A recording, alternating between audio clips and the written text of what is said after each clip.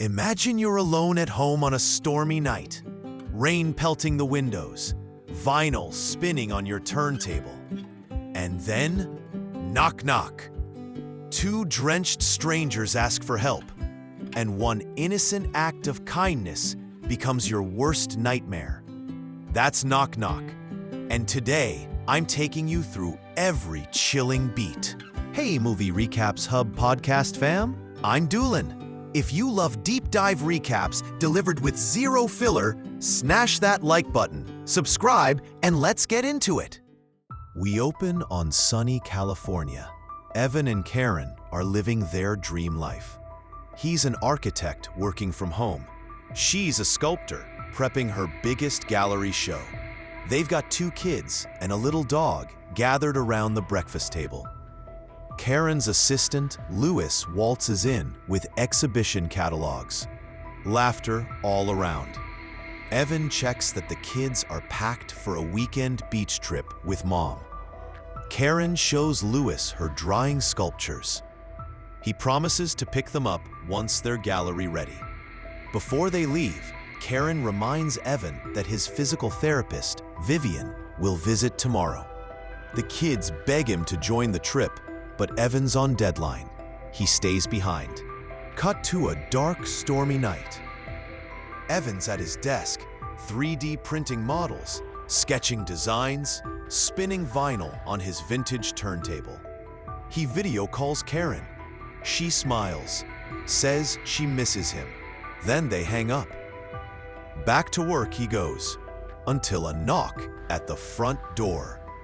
2 soaked women stand on his porch. They introduce themselves as Belle, the blonde, and Genesis, claim they mispronounced their party address to the cabbie. They need his computer.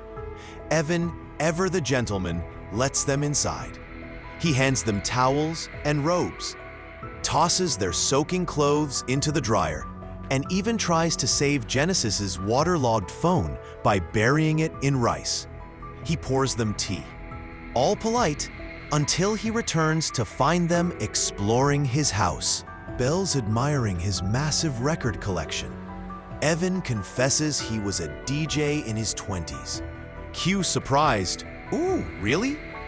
They poke fun at his age. He excuses himself to check the Uber ETA, 45 minutes. The girls, bored with a distant party, settle in. They blast music on his turntable, dance and pepper him with intimate questions about marriage and monogamy. Feeling sorry for this lucky guy with a wife he gushes about, they hug and then start groping him. His discomfort grows, but they've already crossed the line. By the time the Uber arrives, Belle and Genesis have decided they'd rather stay. They push past polite boundaries, teasing, laughing, stripping down in his bathtub. Evan resists at first, but the combined pressure of their seduction leads him to give in. They tumble into his bed, and dawn finds them asleep in a tangled, guilty heap. Evan wakes alone, guilt-ridden. He texts Karen an apology, slips his wedding ring back on, and tiptoes out, only to hear laughter from the kitchen. Belle's flipping pancakes. Genesis is smirking. Furious, Evan demands they leave. They mock him, refusing to budge. A FaceTime from Karen escalates the chaos. Through the glass door, they taunt him while he tries to look calm. Karen senses something's off and hangs up, leaving Evan to face his tormentors. Desperate, Evan grabs his phone, ready to call the cops. Belle and Genesis panic, claiming they're 15 and threatening statutory rape charges. Stunned, Evan freezes at their brazen manipulation. Just then, Louis shows up to collect Karen's sculptures. He opens the door to utter chaos, defaced artwork, splayed clothes. The girls spin a wild yarn. They're filming a guerrilla music video and Evan's their uncle. Louis isn't buying it. They snatch his inhaler, he has an asthma attack, collapses, and fatally bangs his head on a sculpture's base. Evan scrambles for help, but Genesis coldly quips that Karen's art killed him. They wrap Lewis's body in paper, like a twisted installation, and wheel him into his van. Back inside, the terror accelerates. They stage a sadistic game show, blasting ear-piercing noises through Evan's turntable while he cowers. Genesis demands answers. Bell taunts his humanity. He begs for mercy. Only when they fear he might lose his hearing do they pause. At dawn, they dump Lewis's body off-screen and return for the crescendo of their cruelty. They untie Evan, brandish his own gun, and decree one last game of hide-and-seek.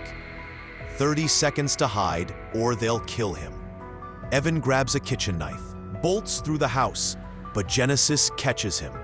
They throw him into a freshly dug grave in his backyard, bury him up to his neck, and force him to call Karen. He implores her to pick up, only to hit voicemail. His screams echo as Genesis re-gags him, drops a sculpture by his head, and laughs. Then, in a final gut punch, they reveal it was all just a game. Bell snarls that every man they target invites this fate. They post the recorded sex scene to Facebook, vandalize what remains of the house, and walk away, leaving Evan stranded, humiliated, and broken. When Karen and the kids return, they find a war zone, sculptures shattered, furniture wrecked, and that horrific video waiting on Evan's phone. Knock Knock ends on this bleak tableau, forcing us to rethink what kindness can cost. And that's the full, unfiltered journey through Knock Knock. What do you think? Was Evan to blame for answering that door? Drop your thoughts below, hit like if you survived this recap, and subscribe for more movie recall deep dives. Thanks for listening, stay safe, and think twice before you answer that knock.